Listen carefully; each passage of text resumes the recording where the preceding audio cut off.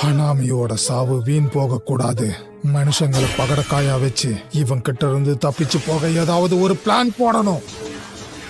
சோசோ, நீ மட்டும் உதவி பண்ணாம இருந்த நானே உன்னை கொன்னிடுவேன்டா. தூரமும் இல்ல, அவ்வளவு கிட்டையும் இல்ல. இதுக்கப்புறம் அவங்களால எதுவும் பண்ண முடியாது. சபிக்கப்பட்ட ஆன்மாக்களை பார்க்க முடியாதவங்க என்னை விட்டு தள்ளி போறாங்க. அப்படி எண்ணிக்கை குறைஞ்சா இடமும் கிடைக்கும். அப்படியே அந்த வால்கனோ மண்டையனையும் பிடிச்சிருவேன். இன்னுமா நேரம் ஆகல? 20 நிமிஷங்கிறது யுகம் மாறி ஓடுதே.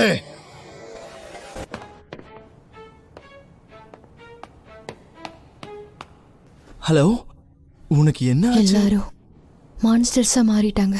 அவங்க எல்லாரும் ட்ரெயின்ல ஏறி போயிட்டாங்க. அவன் இங்கேயும் வந்திருக்கான். ஒரு 8 கோச் ட்ரெயின் வந்துட்டு இருக்கு. எல்லாரும் எல்லோ லைனுக்கு பின்னாடி நில்லுங்க. ட்ரெயின் வருது பாரு. நல்ல வேளை தப்பிச்சோம். நம்ம இங்க இருந்து கிளம்புவோம் முதல்ல. அப்போதான் நிம்மதியா இருக்கும். என்ன பிரச்சனைன்னு தெரியல. வந்துருச்சு. சத்துரு கோஜோ யூஜி ஹிட்டாதோரி மாதிரி கிடையாது. அவன் அந்த இடத்துக்கு ஏத்த மாதிரி லாஜிக் படிதான் நடந்துப்பான்.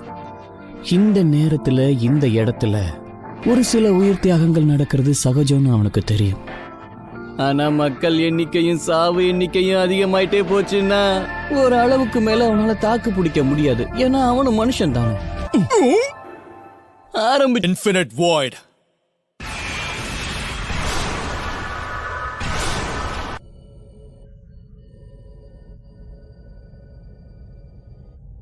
வேற வழி இல்லாம 0.2 செகண்டுக்கு மட்டும் டொமைன் எக்ஸ்பென்ஷனை செயல்படுத்தலாம்.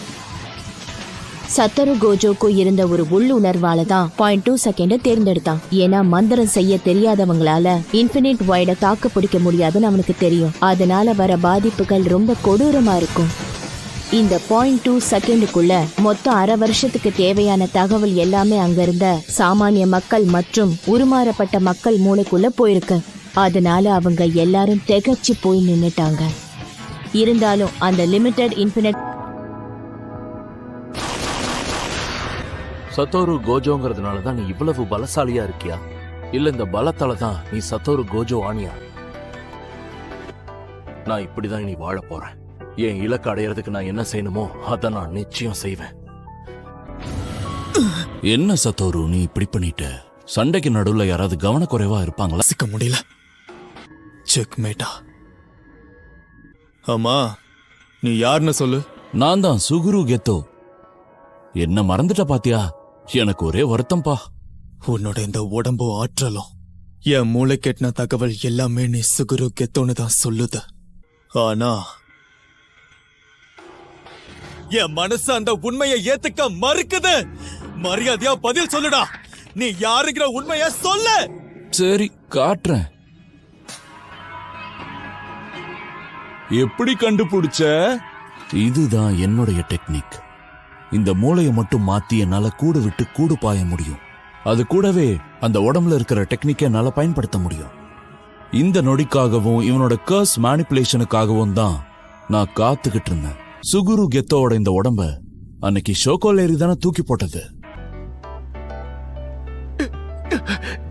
என்ன கொல்லணும்னு இருந்தா கொன்னுடு. ஏன்னா அதுக்கும் ஒரு காரணம் இருக்குல்ல.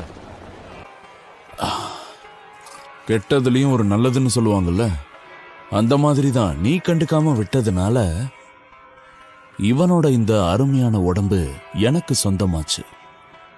கவலைப்படாத, என்னோட திட்டம் நிறைவேறுச்சுன்னா போதும். அதுல நீ குறுக்க வராம இருந்தேன்னா ஒரு 1000 வருஷத்துக்குள்ளேயே நான் உன்னை விடுவிச்சிருவேன். ஒரு ஒப்பந்தம் போட்டு அவன் ஆத்மாவை இணைச்சிட்டான். உனக்கு ஒரு விஷயம் தெரியுமா? யூத்தா ஒக்கோச்சுவால என்னைக்கும் உன்னை நெருங்க முடியாது. நல்லா ரெஸ்டடு சத்தோரு கோஜோ. நான் உருவாக்க போற புது உலகத்துல சந்திக்கலாம். என்ன விடு, கொஞ்சம் நீ உன்னை பத்தி கவலைப்படு. இன்னும் நீ எத்தனை நாள் அதோட கட்டுப்பாடுல இருப்ப சுகுரு?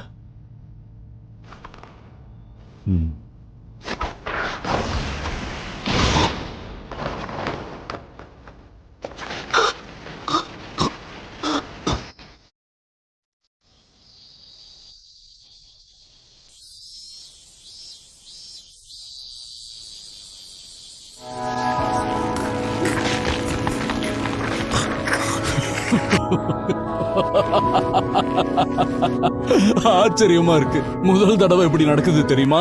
ஏ கேட்டோ, மஹிதோ, இத கொஞ்சம் பாரு. உடம்பு உருவாகிறதுக்கு முன்னாடியே ஆன்மா உருவாயிடும்னு நீ தானே சொன்ன. ஆனா ஆன்மா உடம்போட ஒண்ணுங்கிறத புரிஞ்சுக்கோ, இல்லைன்னா இப்படி நடக்க வாய்ப்பு இருக்குன்னு நினைக்கிறியா?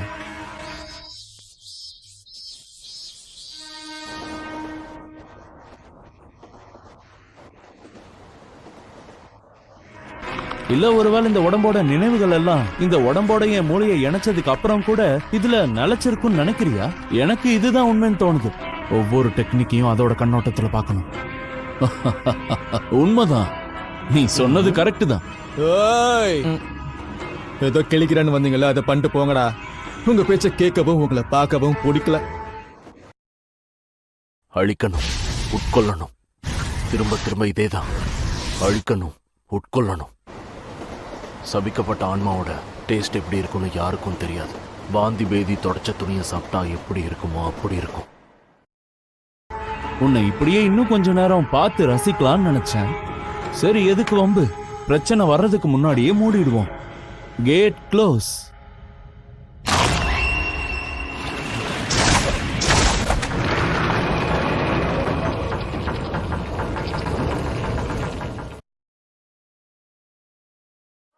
விரல விட்டு ஆட்ட வந்திருக்கேன். எனக்கு கல்லால் அடிக்காதீங்க, அதை வச்சு நான் வீடு கட்டிடுவேன். இப்படியே பேசிக்கிட்டே இருந்தா என்னடா அர்த்தம்? எது பெருசுன்னு அடிச்சு காட்டு.